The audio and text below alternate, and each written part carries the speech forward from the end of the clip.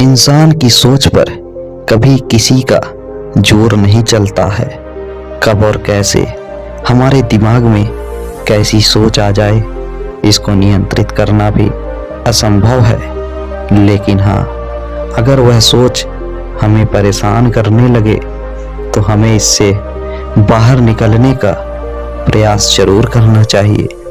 ठीक ऐसी ही हमारे मन की एक परेशानी है।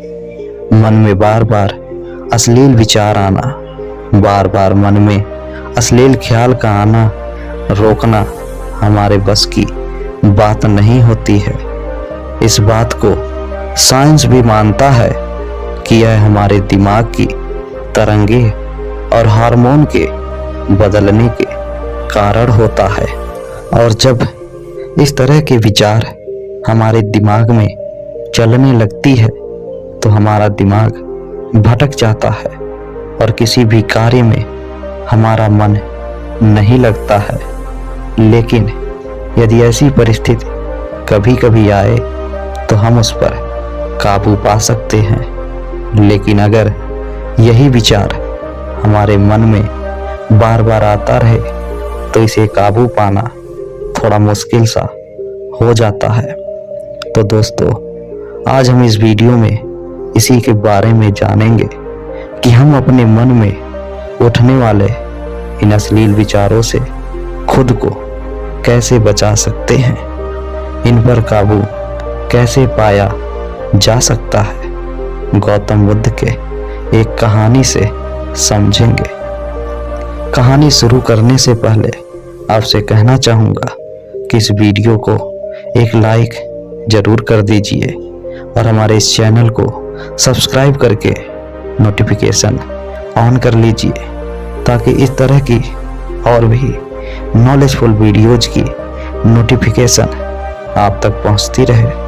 तो चलिए वीडियो में आगे बढ़ते हैं। मनुष्य का मन बहुत ही चंचल होता है और इसलिए मन में कई तरह के विचार उत्पन्न होते हैं। क्षण भर में ही व्यक्ति का मन कई चीजों को सोचने लगता है। इसलिए तो कहा जाता है कि मन को काबू करना आसान नहीं है। लेकिन गौतम बुद्ध मन को नियंत्रित करने के आयामों के बारे में भी बता चुके हैं। मन में विचारों का आना गलत नहीं है, लेकिन मुश्किल तब हो जाती है या विचार ऐसी परिस्थिति में गलत होते हैं जब मन में अश्लील विचार आते हैं। कभी कभी तो ना चाहने के बावजूद भी मन में अश्लील विचार आते ही रहते हैं।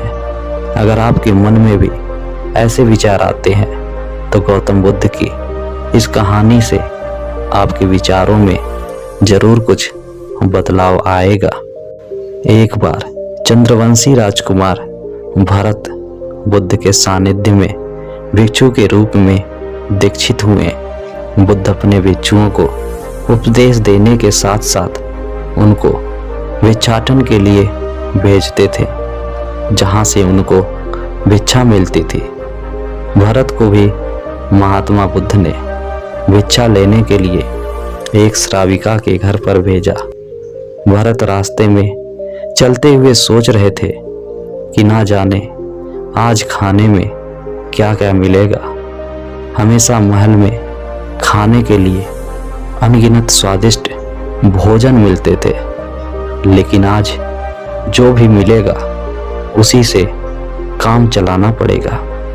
भरत ने श्राविका के घर पर जाकर भिक्षा के लिए याचना की। श्राविका ने भरत को बैठने के लिए कहा। श्राविका जब अंदर गई तो भरत पुनः अपने प्रिय भोजन के बारे में सोच रहे थे। जब श्राविका भोजन लेकर आई तो भरत अचंभित रह गए। भरत अपने प्रिय भोजन को देखकर खुश हो गए। भरत भिक्षा ग्रहण करने लगे। भिक्षा ग्रहण करते हुए भरत सोचने लगे कि उनको हमेशा खाने के बाद कुछ विश्राम करने की आदत है, लेकिन आज उन्हें यहाँ से खाना ग्रहण करने के बाद धूप से होकर वापस आश्रम पहुंचना है। भोजन हो जाने पर श्राविका ने भरत को कुछ समय विश्राम करने के लिए आग्रह किया। भरत पुनः खुश हो गए। सारी इच्छाओं की पूर्ति होते देख भरत इसको एक संयोग मानकर कुछ देर के लिए लेट गए। लेटते हुए भरत सोचने लगे कि आज तो सोने को मिल गया है, लेकिन मेरे सर पर हमेशा के लिए छत का साया तो मिट गया है। जब भरत सोकर पुनः उठे तो श्राविका ने कहा कि आपको जब तक यहाँ पर रहना है आप यहाँ पर रह सकते हैं। अब भरत समझ गए कि ये कोई संयोग नहीं है, श्राविका जरूर मेरा मन पढ़ रही है। भरत खड़े हुए। भरत ने श्राविका से पूछा, मुझे क्षमा कीजिए, पर क्या आप मेरा मन पढ़ सकती हैं? आप यह सब कैसे कर लेती हैं? श्राविका ने कहा, शुरू शुरू में मेरे लिए ये कठिन था, लेकिन मैंने खुद के विचारों को देखना शुरू किया। शुरू में मेरे विचारों की संख्या अनगिनत थी, पर मैंने अपना पूरा ध्यान उन विचारों पर केंद्रित किया। मैंने बिना पक्ष विपक्ष के अपने विचारों को देखना जारी रखा। धीरे धीरे मेरे विचारों की संख्या कम होती गई। मेरे सारे व्यर्थ विचार दूर होते गए। तब से मैं दूसरों के विचार पढ़ लेती हूँ। यह सब सुनकर भरत घबरा गए। भरत ने श्राविका से आज्ञा ली और वहां से निकल पड़े। रास्ते में चलते हुए भरत अपने मन के विचारों का स्मरण करने लगे। भरत के मन में श्राविका के बारे में अश्लील विचार आए थे। श्राविका ने भरत के बारे में क्या सोचा होगा? भरत को खुद पर शर्म आ रही थी। भरत आश्रम पहुंचे। भरत ने बुद्ध से कहा कि अब से वह कभी भिक्षाटन के लिए नहीं जाएंगे। बुद्ध ने भरत को नीचे बैठाया और कहा, क्या हुआ? तुम मुझे अपनी व्यथा विस्तार से बताओ। भरत ने विस्तार से सारी बात बताई।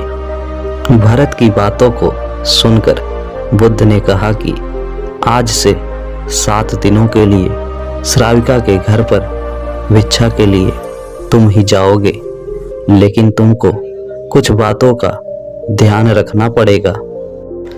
कल तुम जाते हुए अपने चित्त को पूरे होश में रखना। तुम्हारे अंदर कौन से विचार उठ रहे हैं उन पर ध्यान केंद्रित करना। होशपूर्ण और जागरूकता के साथ ध्यान करना कि कौन सी वासना तुम्हारे भीतर उठ रही है। इन सभी का ध्यान करते हुए जाना और फिर मुझसे विचार विमर्श करना। अगले दिन भरत बुद्ध के बताए अनुसार पूरे मार्ग में अपने होश को जागृत रखते हुए चल रहे थे। भिक्षु आज पूरी तरह से जगे हुए थे। जैसे जैसे श्राविका का घर नजदीक आ रहा था, भरत की घबराहट बढ़ रही थी। भरत ने अपनी घबराहट को एक तरफ करते हुए बुद्ध के विचारों पर ध्यान केंद्रित किया।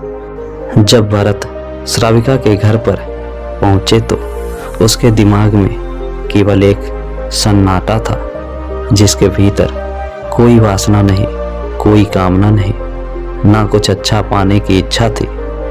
भिक्षु भरत ने भिक्षा ली, ग्रहण की और वहां से वापस निकल गया।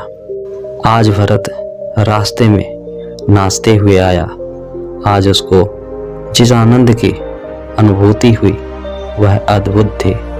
आज से पहले इस आनंद को उसने कभी महसूस नहीं किया था।